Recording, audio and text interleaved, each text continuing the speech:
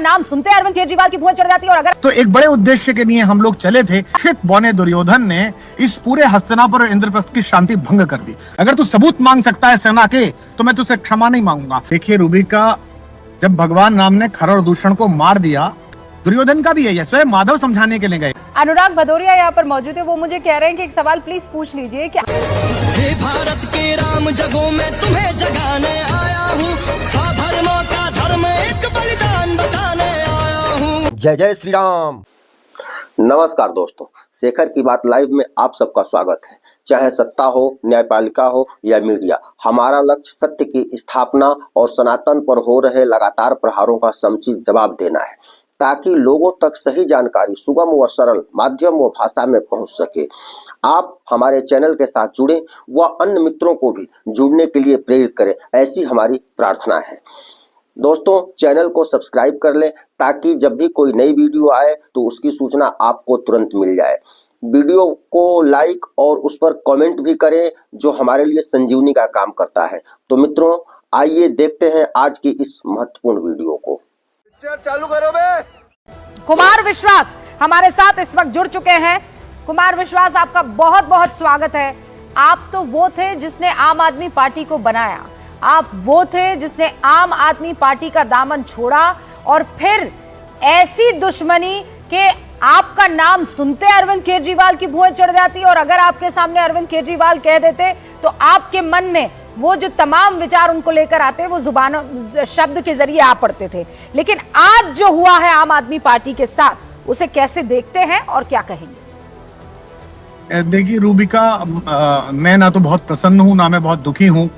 मैं दुखी तो इसलिए हूं क्योंकि वर्षों बाद भारतीय राजनीति में एक वैकल्पिक विचार का भविष्य उदित हुआ था। करोड़ों लोगों ने आशा लगाई थी।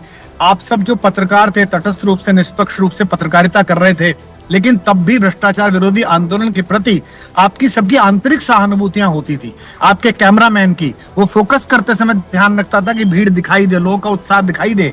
आपकी पीसीआर टीम का आदमी हमारे वॉल्यूम को नीचे नहीं जाने देता था। तो एक बड़े उद्देश्य के लिए हम लोग चले थे, लेकिन एक निर्लज्ज, एक आत्ममुग्ध, एक असुरक्षित बौने दुर्योधन ने इस पूरे हस्तिनापुर और इंद्रप्रस्थ की शांति भंग कर दी। उसने प्रत्येक संभावनाशील व्यक्ति की हत्या की।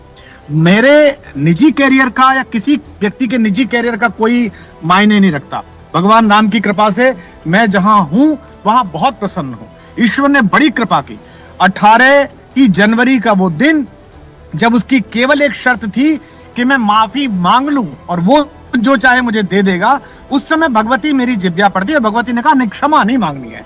अगर तू सबूत मांग सकता है सेना के तो मैं तुझसे क्षमा नहीं मांगूंगा। अगर तू भारत तेरे टुकड़े होंगे कहने वालों के साथ खड़ा हो सकता है तो मैं तेरे साथ नहीं होऊंगा। अगर तू भ्रष्टाचारियों को अपने घर में पनाह दे सकता है तो मैं तेरे साथ नहीं होऊंगा। तो मैंने दुर्योधन और दुशासन दोनों की बात मानने से मना किया, जिसका तथाकथित दंड उन्होंने मुझे ये दिया कि उस समय आम आदमी पार्टी की राजनीति में मुझे अप्रासंगिक कर दिया। लेकिन उस अप्रासंगिकता ने मुझे देश के करोड़ों करोड़ लोगों के हृदय में जो प्रासंगिकता दी, वो आप जानती होंगी। आप सड़कती हैं, आपको लोग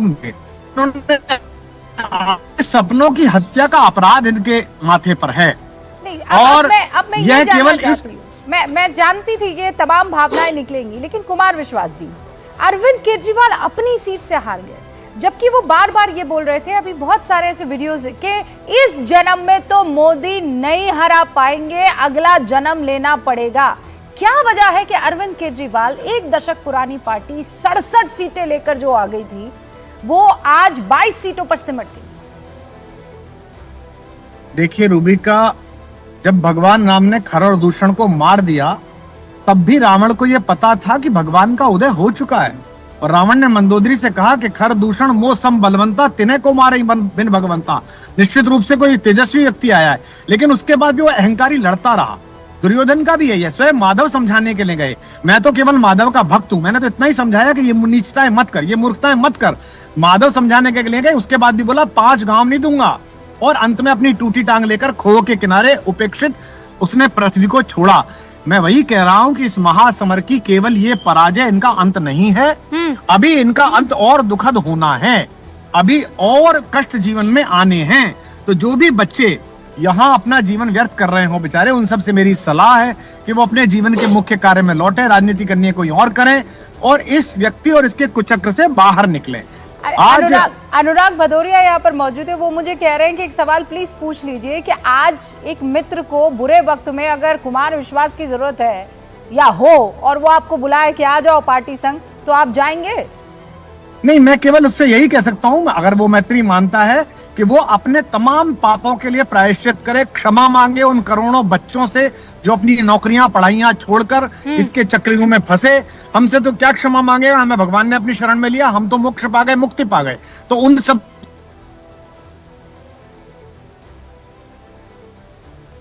जी कुमार जी, आप, मुझे लगता है कि नेटवर्क में कुछ तो इशू आ गया है, लेकिन आप कह रहे हैं वो माफी मांगे तो फिर मैं सोच सकता हूं, एक बार फिर हम कनेक्ट करने की कोशिश करेंगे।